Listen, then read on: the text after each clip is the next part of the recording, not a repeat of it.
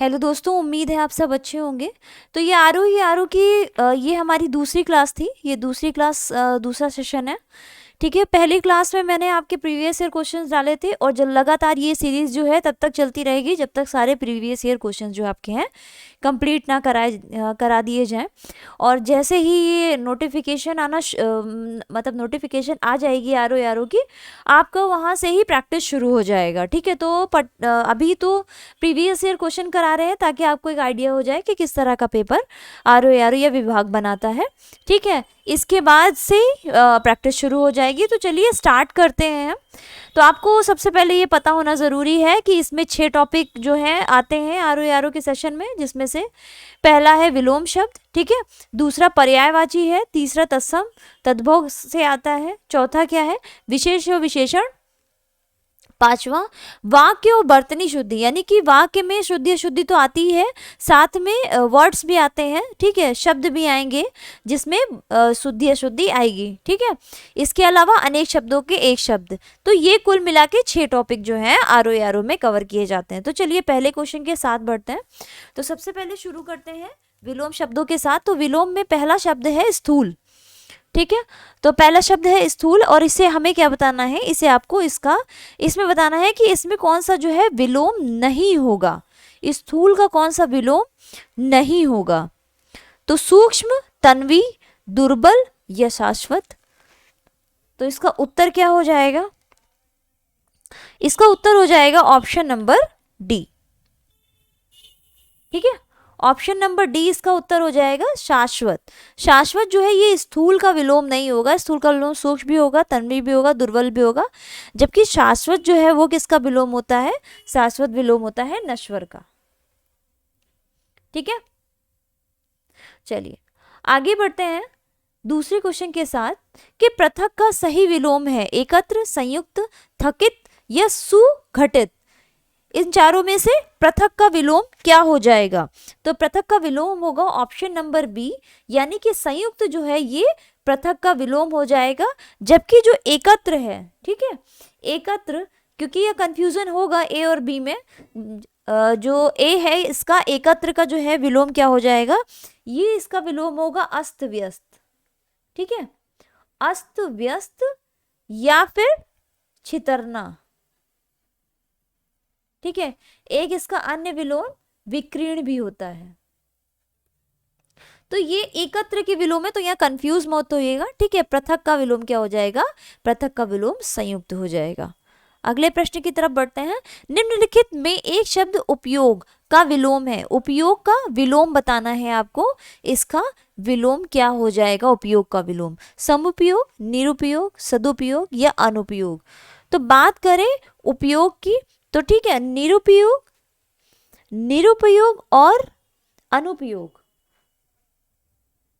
निरुपयोग यानी कि option number B और ऑप्शन नंबर डी देखा जाए तो ये दोनों ही, ठीक है, इसका हमारा उत्तर हो जाएगा बी और डी, क्योंकि आयोग ने भी इसको संशोधित करके जो है आंसर बी और डी ही माना था। ठीक है, तो उपयोग के विलोम में देखा जाए तो ये दोनों ही उपयोग के विलोम हो जाएंगे।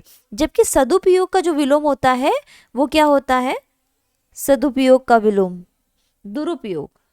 ठीक है, दुरुपयोग जो होता है ये सदुपयोग का विलोम हो जाएगा, जबकि निरुपयोग, अनुपयोग ये उपयोग का हो जाएगा। ठीक, आगे बढ़ते हैं। तो आगे का जो क्वेश्चन है ये कहाँ से उठाया गया है, ये वाक्य शुद्धि से उठाया है। ठीक है, तो वाक्य शुद्धि से पहले क्वेश्चन के साथ हम बढ़ते हैं कि हमें इसमें बताना है कि इसमें कौन सा अशुद्ध है। ठीक है, कोई एक है इन चारों में जो अशुद्ध होगा, ये आपको बताना है। तो इसका उत्तर क्या हो जाएगा, इसका उत्तर हो जाएगा ऑप्शन नंबर ए। इस बात का स्पष्टीकरण करना आवश्यक है। ठीक है, इसका शुद्ध वाक्य क्या होगा,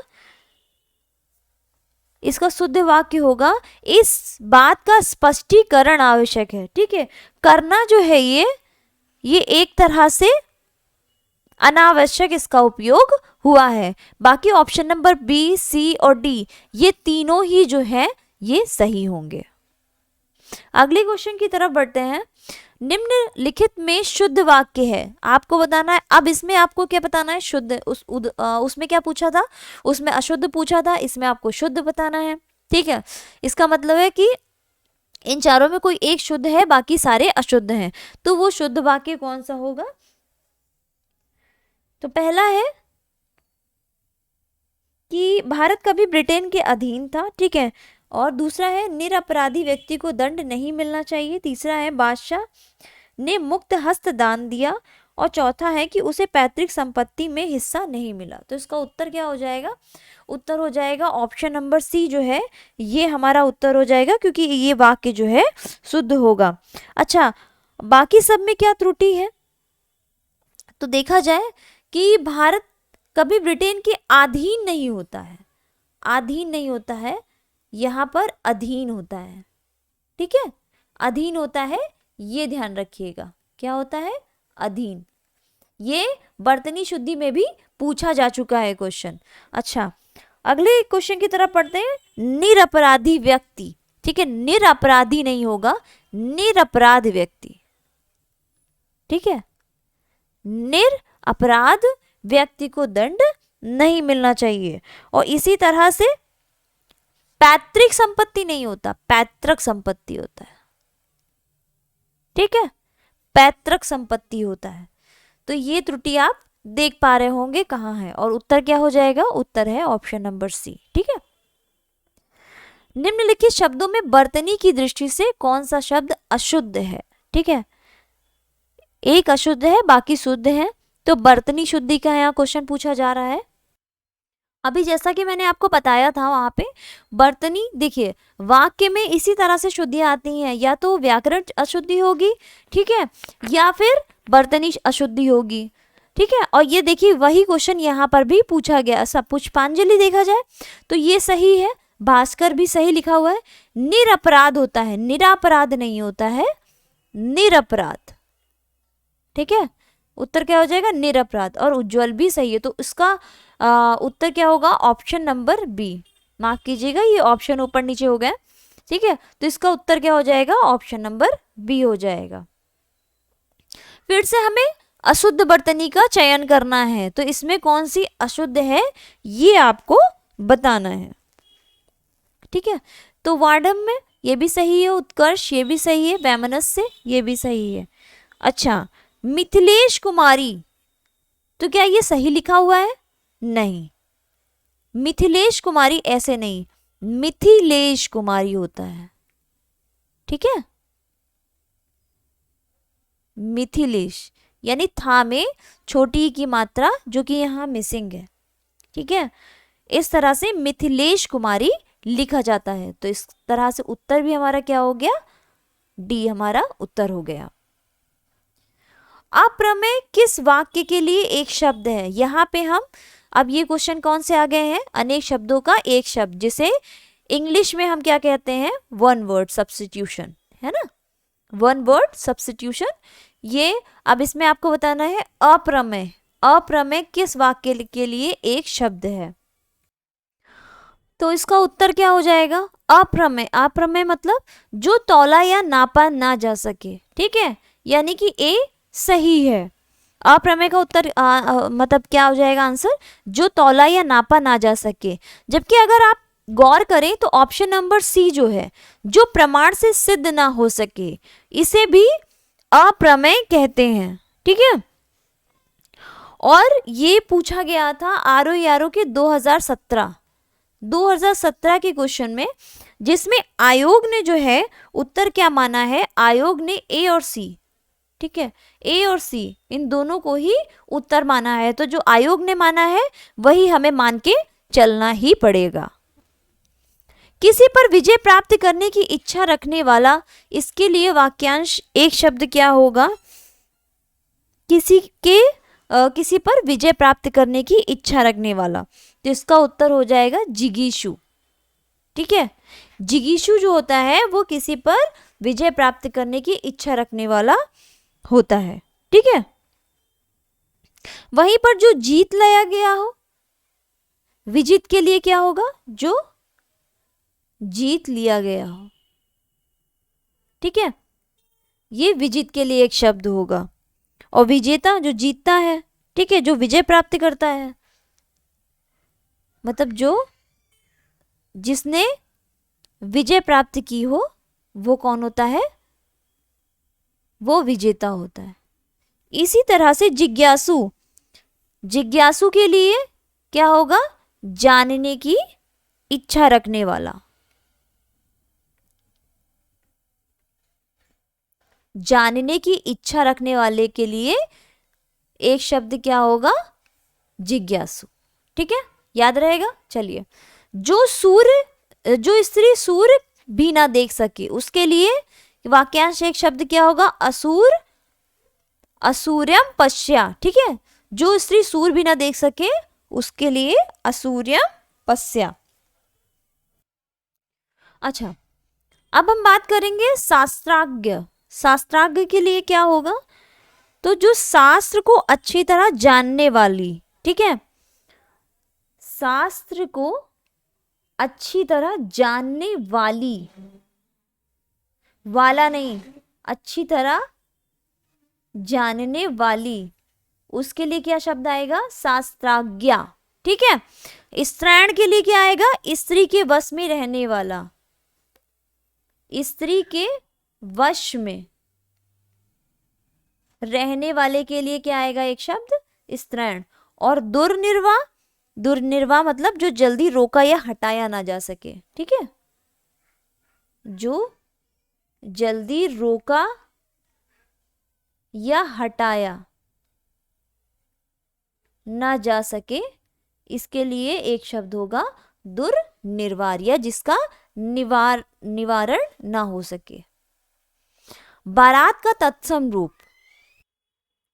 तो बारात का तत्सम रूप क्या हो जाएगा, बारात का तत्सम रूप उत्तर हो जाएगा ऑप्शन नंबर डी, यानी कि वर यात्रा जो है ये इसका बारात का तद्भव। ठीक है, बारात जो है तद्भव है और इसका तत्सम रूप क्या हो जाएगा, वर यात्रा। अगले क्वेश्चन की तरफ पढ़ते हैं। मोती का तत्सम रूप बताना है हमें। मोती का तत्सम रूप क्या हो जाएगा, तो इसका उत्तर हो जाएगा मौक्तिक। मौक्तिक जो है ये मोती का तत्सम रूप है। मोती क्या है, मोती तद्भव है। ठीक है, ये तद्भव है और इसका तत्सम रूप हो जाएगा मौक्तिक। मिट्टी का तत्सम शब्द है, मिट्टी, जो मिट्टी का तत्सम, मिट्टी क्या है, ये एक तद्भव है और इसका तत्सम रूप क्या हो जाएगा, मृतिका, यानी कि ऑप्शन नंबर ए ये तत्सम रूप हो जाएगा। ठीक है, निम्नलिखित में से तद्भव शब्द है। अब हमें इसमें बताना है कि इसमें कौन सा तद्भव है। ठीक है, बाकी सब तत्सम है लेकिन एक शब्द जो है वो तद्भव है, तो इसका उत्तर हो जाएगा ऑप्शन नंबर सी। ओझा जो है ये तद्भव शब्द है। ठीक है, इसका तत्सम रूप क्या होता है, उपाध्याय। उपाध्याय इसका तत्सम रूप होता है। ठीक है, इसी तरह से उलूक, उलूक इसका तद्भव क्या हो जाएगा, उल्लू, इसका तद्भव क्या हो जाएगा, उल्लू हो जाएगा। और कूप का, कूप का तद्भव क्या हो जाएगा, कुआं। ठीक है, और पुस्तक का पोथी। ठीक है, चतुर विद्यार्थी से प्रश्न पूछो, वाक्य में विशेषण है, तो आपको इसमें विशेषण बताना है। तो मैंने आपको बताया था कि जहां पर संज्ञा की विशेषता बताई जाती, जो शब्द संज्ञा की विशेषता बताता है उसे विशेषण कहते हैं। ठीक है, तो चतुर कौन है, विद्यार्थी है। विद्यार्थी कैसा है, विद्यार्थी कैसा है, चतुर है। ठीक है, तो विद्यार्थी की विशेषता क्या है, चतुर।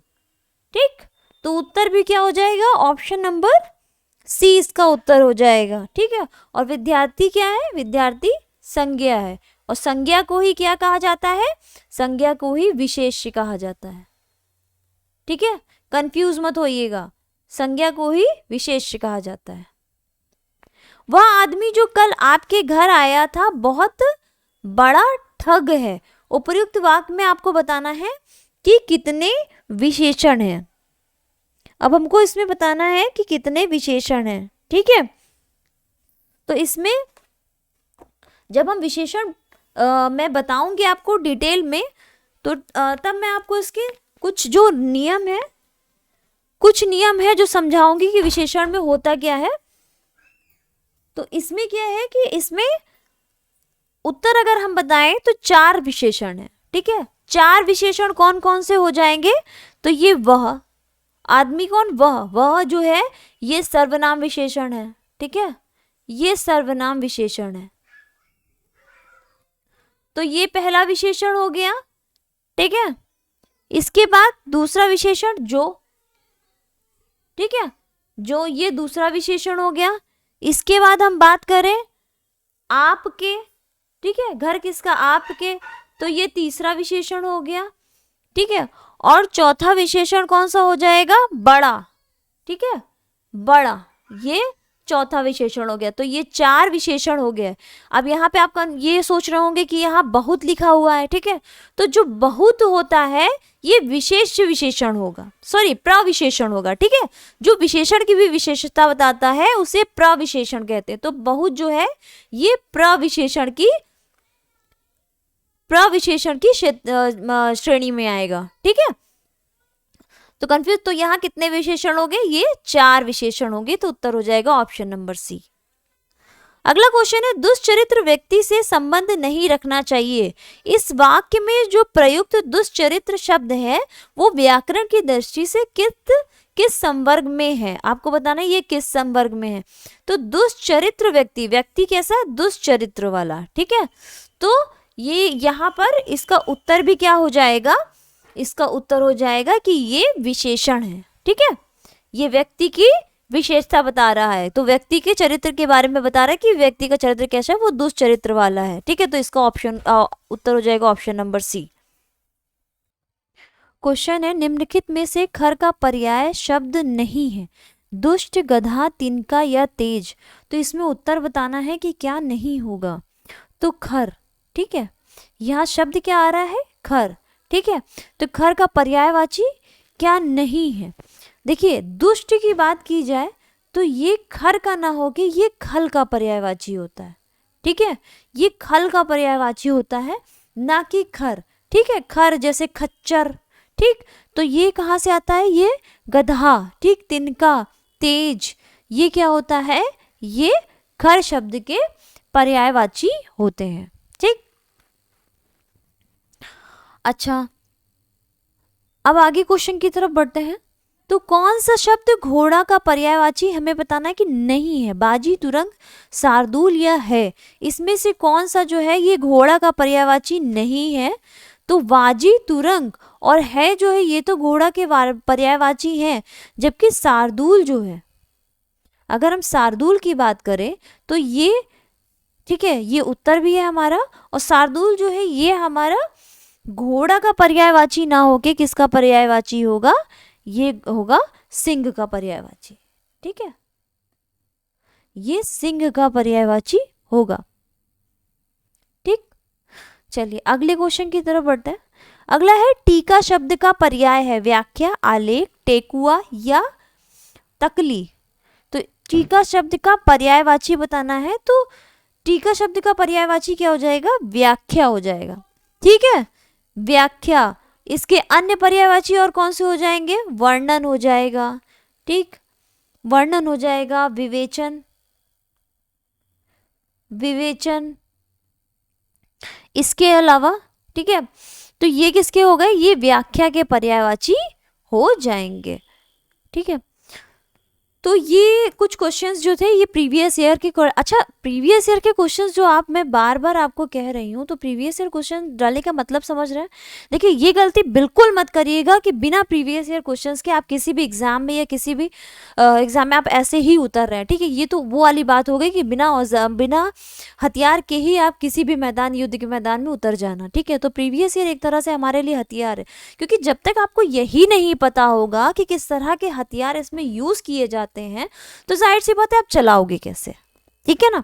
तो मैं बार बार जोर प्रीवियस ईयर पे इसलिए भी देती हूँ कि आपको प्रीवियस ईयर कराना का मकसद ये नहीं होता है कि आपको सिर्फ रटा देना, ठीक है। इसको कराने का मतलब ये होता है कि आपके सोच को डेवलप करना है कि और किस किस तरह से क्वेश्चन पूछे जा रहे हैं, आयोग अभी आने वाले टाइम में और क्या क्या बदलाव क्या यहाँ से कर सकता है, ठीक है। ये सारी चीज़ें जो है ये मैं आपको बताऊंगी कि, और जीएस के थ्रू भी बताऊंगी कि यहाँ पे और क्या क्या किस तरह से क्वेश्चन पूछे जाते हैं। तो सबसे पहले आपको हिंदी में कमांड करनी है। हिंदी में 60 नंबर की हिंदी आती है। अगर ये 60 में आप 59 क्वेश्चंस भी कर ले जाते हैं तो भाई एक किले तो आपने यही फतेह कर ली, ठीक है। बात रही जीएस की, तो ये 140 नंबर की जो जीएस आती है, अगर इसमें आप मान के चलिए कि 120 नंबर, ठीक है, 120 नंबर की अगर आप जीएस खेल जाते हैं, या फिर 100 नंबर, ठीक है, 100 से 110 नंबर के बीच की अगर आप जीएस खेल जाते हैं तो यहाँ से आप कट ऑफ के पार हो जाएंगे, ठीक है। ये कट ऑफ के आप पार हो जाएंगे और आप मेंस में बैठने लायक हो जाएंगे। तो कंपटीशन को कम मत समझिएगा, ठीक है। पीसीएस लेवल का ये, क्योंकि यूपी पीसीएस से कंडक्ट कराता है एग्ज़ाम, तो इसे मतलब हल्के में मत लीजिएगा, ठीक है। दूसरी चीज़ ये है कि ये पीसीएस जो प्री आता है, ठीक है, पीसीएस प्री, उससे भी टफ एग्ज़ाम है, उससे भी टफ होता है। इसीलिए मैं आपको जो बार बार ये बताने की कोशिश इसीलिए कर रही हूँ कि आप जो है इस पेपर को सीरियसली लीजिए, ठीक है। हिंदी पे पहले अपनी कमांड करिए, हिंदी बहुत ज़रूरी है, ठीक है। जीएस का देखिए, जीएस का पहली बात तो कुछ पता नहीं होता है। जीएस एक ब्रॉड एरिया है, वो कितना हद तक जाएगा ये आपको भी नहीं पता है, लेकिन जहाँ से हमारे नंबर फिक्स होते हैं ये कवर करना हमारे हाथ में होता है। तो सबसे पहले हम हिंदी लेके इसीलिए चले हैं। इसके बाद जीएस में मैं आपके वो टॉपिक कवर करवाऊंगी, ठीक है, जहाँ से क्वेश्चंस जो है आरओ उठाता ही उठाता है, ठीक है। तो सो थैंक यू क्लास, यहाँ तक हमारा साथ देने के लिए। और प्लीज़ चैनल को सब्सक्राइब करना मत भूलिए, क्योंकि आप जब तक हमारा साथ नहीं देंगे तब तक हम आगे और आप तक अच्छी क्लासेस नहीं पहुंचा सकते हैं। तो प्लीज़ सब्सक्राइब कीजिए, चैनल को जितना हो सके शेयर करिए, ठीक है। और ये क्लासेस फ्री ऑफ कॉस्ट हैं, आप तक ये उपलब्ध कराई जा रही हैं, तो इसका फ़ायदा उठाइए। धन्यवाद।